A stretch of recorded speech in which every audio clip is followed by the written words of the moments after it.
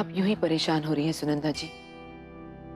राज ने इस जन्म में बहुत कष्ट सहे हैं। इस जन्म में राज सिंह अपनी पढ़ाई नहीं पूरी कर पाया, लेकिन उसका दिल वैसा ही है जैसे पिछले जन्म में हमारे राजा का हुआ करता था। वो रानी से बहुत प्यार करता है और हम आपको यकीन के साथ कह सकते हैं कि उससे ज्यादा खुश रानी को और कोई नहीं रख सकता।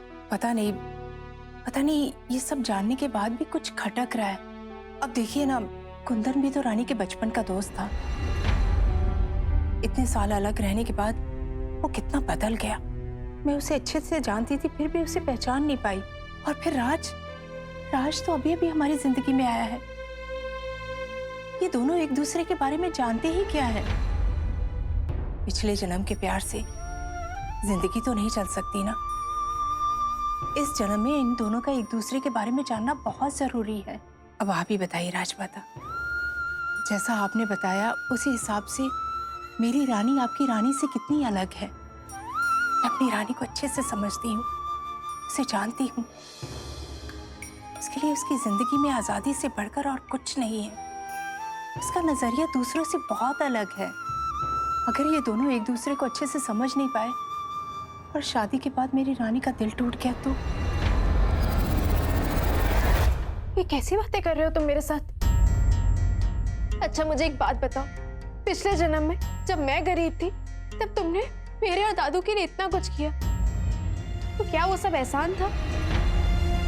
याद है राज, तुमने खुद मुझे कहा था कि मैं तुम्हारी फैमिली हूँ और तुम मेरी, और दुनिया का कोई भी रूल इस बात को नहीं बदल पाएगा।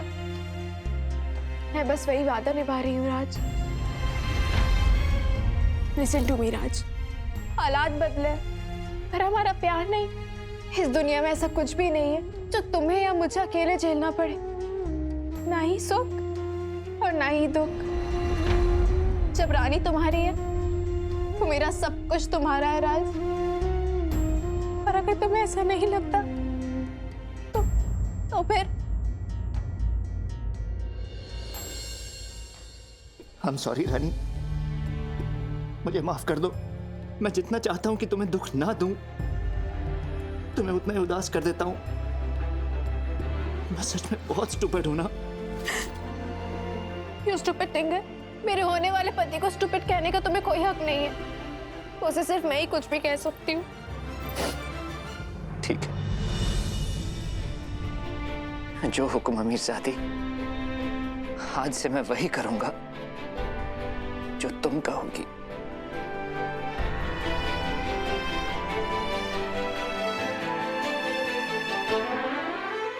कपड़े बदल लेने से इंसान नहीं बदलते। शरीर भी तो कपड़ों जैसा ही होता है। आत्मा अमर होती है, और ये तो वो आत्मा है जो समय, जीवन, मृत्यु हर सीमा को तोड़कर इस जन्म में फिर से मिलने के लिए आए हैं। आप मां हैं, आपकी चिंता जायज है। ये तो डर लगा रहता है कि लड़की शादी के बाद खुश रह पाएगी या नहीं, लेकिन आपको अपनी रानी पर भरोसा करना होगा, उसके प्यार पर भरोसा करना होगा। आपके परिवार से बातचीत है आपकी?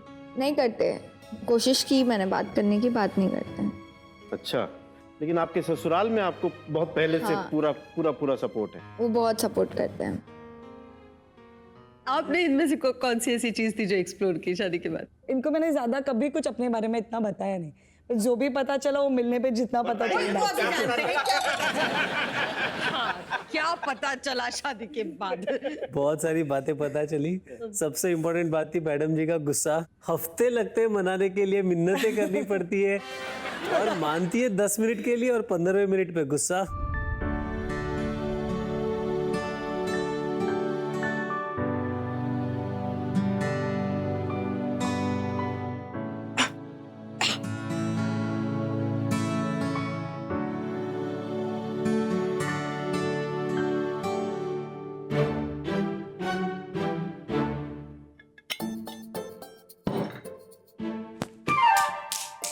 क्या है?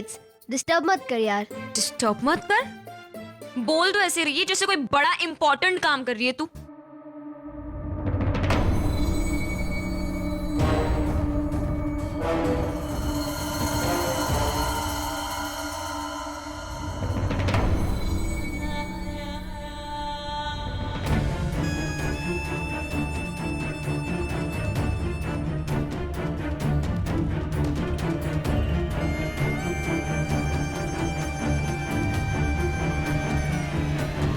क्या कर रहे हैं आप?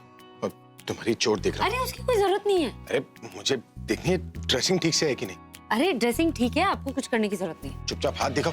अरे सब ठीक है, आप छोड़िए ना, मैं देख लूंगी, मैं ड्रेसिंग नहीं कर दूंगी। चुप रहो ना, तुम्हारी मुंह पर ड्रेसिंग करूंगा मैं। क्या? और नहीं तो क्या। अरे लेकिन इतनी चोट ही नहीं लगी है जितने आप परेशान हो रहे हैं। अरे चोट नहीं लगी, तुम चुप नहीं हुई या तुम्हारा नाक तोड़ देंगे आप मेरा। तुम्हारी नाक का बटन दबा दूंगा मैं, उसके बाद बोल नहीं पाओगी कुछ भी। लेकिन मैं बता रही हूँ ना, ठीक है, अभी ड्रेसिंग करने की जरूरत नहीं। अभी बात